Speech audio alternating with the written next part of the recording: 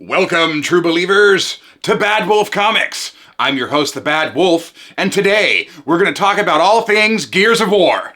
Stick around, it should be fun.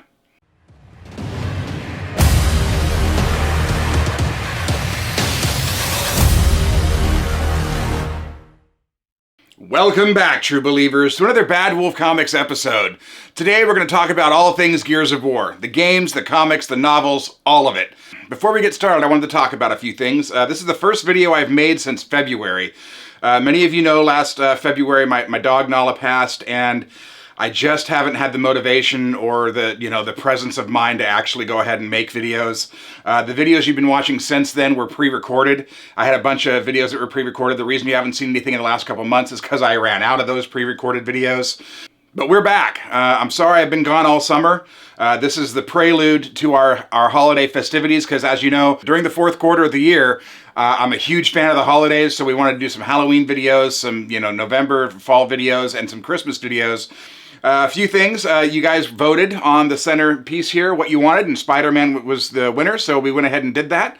Probably at the end of the year, I'll switch it out to the TMNT The Last Ronin, just because Roy actually made a good point that that one is actually something different than the big two, Marvel and DC. So I'll probably switch it up at the end of the year. But for now, y'all voted. It's there. Also, a big shout out to Sal and Kevin from Omnibuds Cafe for the awesome shirt they sent me. I appreciate you guys. Thanks a lot for all you do. All right, now that that's out of the way, let's talk Gears of War, folks. So I'm a huge fan of the Gears of War series. I was actually introduced to Gears when Gears 2 came out. I was a Sony fan, and my brother was playing Gears of War 2, and I was like, what is that? And he's like, this is Gears of War. And I immediately, like that day, I went out and bought an Xbox 360, and I've been hooked ever since. I really enjoyed the story of it all, and so I actually looked into getting some books and some comics, and we got it all here. So I am actually missing two books. In the recent last couple of years, they have released a couple more books that I think had to do with Gears of War 4, because this one has to do with Gears of War 5, but there's two other books that I'm missing. All right, guys, enough of me talking about all this stuff. We're going to get into what you came for. I'm going to get some down-shot views of each of these. The novels, not so much, because they're just, lettering. There's nothing really to show inside. I'm just going to kind of show you the cover, give you a brief description of where it took place, and then we'll move on to the actual comics, and I'll do a flip-through of each of those books. Stick around, folks. It's going to be fun. All right, we're going to start off with Aspho Fields. With the novels, I'm going to tell you when the book took place, and then I'm going to read the descriptions on the back of the book so you have a basic idea of what's going on. For Aspho Fields, this took place about a week after the first Gears of War game. The flashbacks detail the events of the Battle of Aspho Fields, which was during the Pendulum Wars, which actually took place before E-Day. So this is basically going to run down how Marcus and Dom actually met. As kids, the three of them were inseparable. As soldiers, they were torn apart. Marcus Phoenix and Dom Santiago fought alongside Dom's elder brother Carlos at Aspho Fields in the epic battle that changed the course of the Pendulum Wars. There's a new war to fight now, a war of mankind's very survival. But while the last human stronghold on Serra braces itself for another onslaught from the Locust Horde, ghosts come back to haunt Marcus and Dom as the return of old comrade threatens to dredge up an agonizing secret Marcus is sworn to keep. As the gears of the coalition of ordered governments take a last stand to save mankind from extinction, the harrowing decisions made at Aspho Fields have to be relived and made again. Marcus and Dom can take everything the Locust Horde throws at them, but will their friendship survive the truth of Carlos Santiago? Of course it will, because they did 3 games, and this was just after the first one. But it was a good book. I really enjoyed it. I really got into the mythos of Gears of War, and that's why I bought all the books. So let's go ahead and move on. Next, we have Jacinto's Remnant. This takes place between Gears 2 and 3, kind of bridges the gap between the two. After a brutal 15 years for survival, the coalition of ordered governments is forced to destroy mankind's only remaining city in a final bid to stop the Locust Horde. As the survivors flee Jacinto, they must contend with the last of the Locust, bent on vengeance as they struggle to stay alive in the icy wilderness. Marcus Phoenix, Dom Santiago, and their fellow Gears fight to get Jacinto's refugees to a safe haven, but find themselves in a lawless new world where the enemy is human and as desperate and dangerous as any Locust. Let's move on. And here we have Anvil Gate. Anvil Gate takes place after the events of Jacinto's Remnant and before the Coalition's end. Specifically, it follows the COG forces as they relocate to Anvil Gate after the sinking of Jacinto. With the Locust Horde apparently destroyed, Jacinto's survivors have begun to rebuild society on the Locust stronghold. Raiding pirate gangs takes a toll, but it's nothing that Marcus Phoenix and the Gears can't handle. Then the nightmare they thought they left behind begins to stalk them again. Something far worse, something even the Locust dreaded, has emerged to spread across the planet, and not even their remote island haven is beyond its reach. Gears and Stranded must fight side by side to survive the deadliest enemy yet, falling back on the savage tactics of another bloody siege. So yeah, these books were the first 3 novels written for Gears of War, and they're written by Karen Traviss, and she did a phenomenal job. I really enjoyed the stories here. It kind of bridged the gap between things and gave you more insight to the mythos of Gears of War. Let's move those aside. And here we have Gears of War Ascendance. This pretty much bridges the gap between Gears 4 and 5. Following Reyna Diaz's death at the hands of the Swarm, Kate seals her mother's tomb, swearing revenge with her allies, including J.D. Phoenix and Del Walker. She returns to New Etheria to warn the coalition of the ordered governments. However, First Minister Jin requires proof of the threat. She also demands their utter loyalty, dividing a wedge between the allies. Joined by Marcus Phoenix, Kate strikes out on her own while JD and Del embark on a sanctioned mission to prove that the threat is real. With the fate of humankind hanging in the balance, it's a race against time.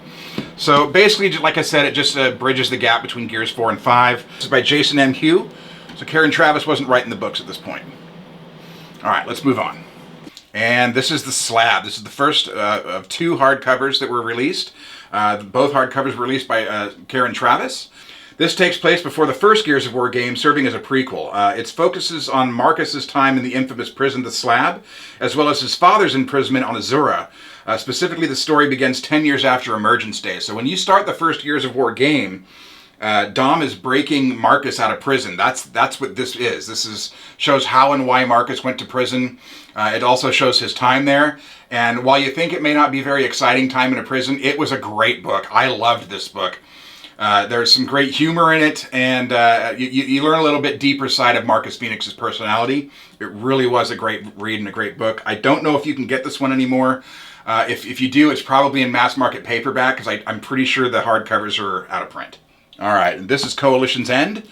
This is another great book. This bridged the gap between Gears 2 and 3. The height of Gears of War's popularity. This is also by Karen Traviss. This is also another hardcover that is out of print. You'll have to get it in mass market paperback if you can. I'm not sure if you can even, but it was a really good book. And really the back of this book really just gives like an excerpt from the book. But it just bridges the gap between Gears 2 and 3. So if you want to know what happened in the interim, then that's a great way to start. So, Coalition's End. Alright, this is The Rise of Rom. And this is a complete prequel to the Gears of War series. This, like the book says, it goes into the rise of General Rom. I'm just going to do a quick flip through here for you so you can see some of the art. But yeah, this is a trade paperback.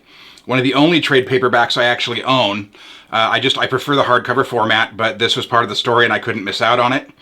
The only other trade paperbacks I even own are the Highlander series. So, I mean, if that's something you want to see, definitely let me know in the comments, and I'll make a video about the Highlander series. But this really goes into his rise to power and shows how General Rom went from just an upstart to the general, and really is a true prequel to the whole series. One thing I really wish they would do is explain who Queen Mira is. I know it's coming. In 5 they were talking about it, so I'm hoping in Gears 6, if they ever make that, we'll actually get the story of what happened, how the Locust Horde were created, and why Mira is human. Such a great shot. I've got a couple of things in the back here. You can pause the video if you want to see something closer. I'm just trying to not spend too much time because I've got so many books to go through, and I don't want this video to end up being an hour. So, but that is The Rise of Rom. Here's book 1. Here's our cover. Here's our back. Sorry for the glare. That Broad art really does protect these, though. If we take that off, here's our flaps.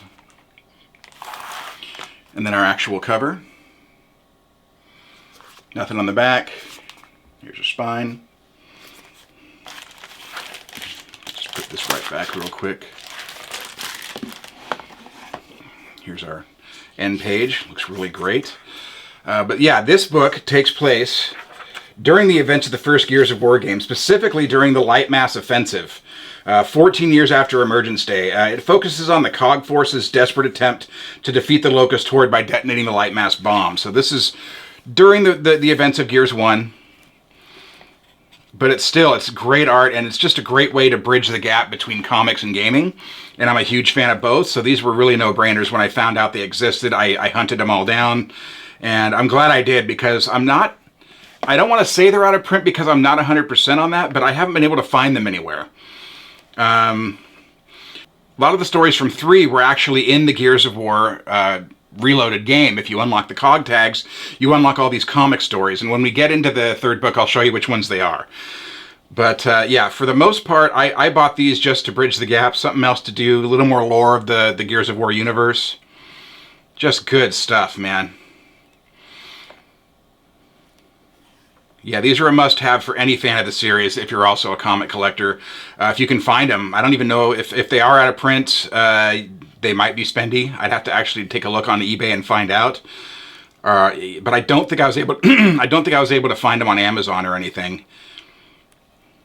But yeah, this just some good stuff, man. Good storytelling and bridging the gap for in between the games and giving you a little more filler on what's actually going on in the universe. All right, let's put this back together and move on to book 2. All right, book 2. This takes place during Gears of War 2. Oh man, the glare is just terrible. And here's the back of the book. We'll take the cover off.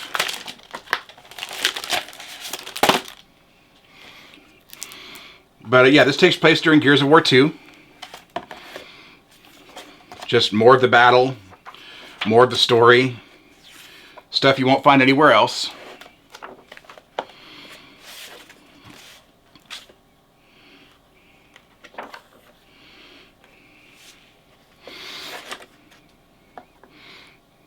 Explains a few things, some characters that weren't even in the game.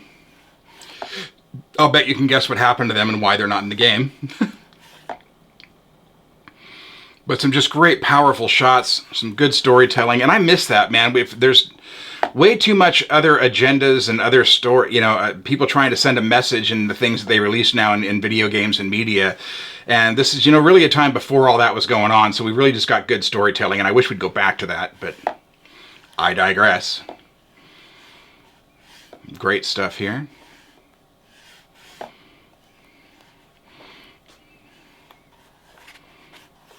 All right, that's book 2.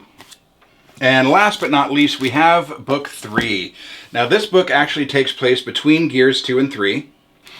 So there's our cover. Here's our back.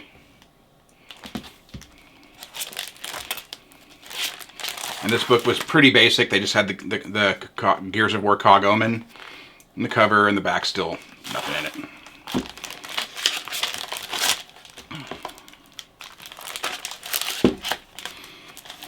All right, now this one, like I said, this one has a lot of stories that, like, playing Gears of War Reloaded, you'll see the cog tags. When you get the cog tags, it unlocks digital comics.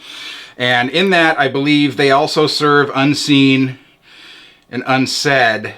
I'm not sure. I think most of this book is actually in the cog tags. So if you get them, that's another way you can read it. If you prefer digitally, you can just do it right off the game.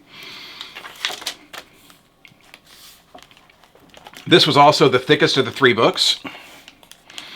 Man, I really miss the old school Gears 1 through 3. We had a squad. Every time one of those games came out, the squad would get together. We would just tear it up. And I really miss playing the co-op. The first thing I do is my brother and I get together and we knock out Insane. And then we start going for multiplayer achievements with the crew. Man, the crew's pretty much gone these days. That was back in my Xbox days. I'm primarily a PC player these days. So most of those guys are still on Xbox. I just don't see them anymore. A couple have come to PC, but all the Gears games aren't out yet, so we can play Reloaded, but we can't play 2 and 3, which in my opinion are the best 2 in the series. The art's alright on this one. I don't think it's quite as good as the last few. It's still good, but just not as good. That's just my personal opinion. But, you see them on the refugees on the battleships and the oil rigs, things like that, and the little island that they have. Kind of a little bit slower of a story. It winds up to the action here. But, yeah, I couldn't not get these books. They really are a great bridge and a great companion to the games. You know, if you're into that and you want to know more about it, more about the lore, I highly recommend any of these novels or these graphic novels. They're just really great source material. And honestly, I hope they use some of these. We're supposed to be getting a Gears of War movie or series from Netflix. I've been hearing about that for a long time, years. So I'll believe it when I see it. I'm really worried about the casting and what they're going to do with it, because they can screw it up just as easily as they can make it a phenomenal. But it really depends on how much money they dump into it, how closely to the story they follow, how much stuff they change, who they cast. I'm really afraid they're going to give us an all-star wrestler cast, and let's be honest, wrestlers aren't the best actors. But we'll see what happens. Hopefully, should be good. But we'll find out when and if it ever actually comes to fruition. But yeah, these have been on my shelf a while. I've been thinking about doing a Gears video for a while, and then with the new Gears Reloaded dropping, I just wanted to make sure that everyone got a taste of what the books look like, what the comics are like, what the art's like, and the stories a little bit. So if you're into that kind of thing, give it a shot. Take a look. See what you can find. And that is everything Gears of War. And that's it for our All Things Gears of War video. I hope you enjoyed it. As you know, I get most of my books from Panel Bound Comics, formerly Organic Price Books. For those of you that shop at Panel Bound Comics, don't forget to use the code BADWOLF during checkout for $2 off your order. And if you just can't get enough and you want a great place to talk comics, come see me at the Bad Wolf Comics Facebook group. I can also be found lurking in the pages of the Omnibuds Cafe. It's a great place to talk comics with like-minded folks into the collected edition community. They also have a great buy and sell section. I found many a book there that I wouldn't have normally bought because they're inflated on eBay prices. There's some great people there. Go ahead and check them out. But stick around, true believers. Bad Wolf Comics is just getting started. I've got a lot of great stuff planned for the holiday season starting the first Friday of October. I'm going to try and get one video a week for the holiday season, as I usually do. To kick it off this year, I usually do my Halloween haul on Halloween, but there's a few books in there that I actually want to showcase in the month of October, so we're going to have to do the Halloween haul sooner. I will either do that as the first video of October, or I'll do it the video just before the Halloween haul so I can get that book out. But keep an eye on us, folks. I've got a lot of great things in store for the holiday season. Until then, I am the Bad Wolf. This is Bad Wolf Comics. Thanks for watching. We'll see you in the next one.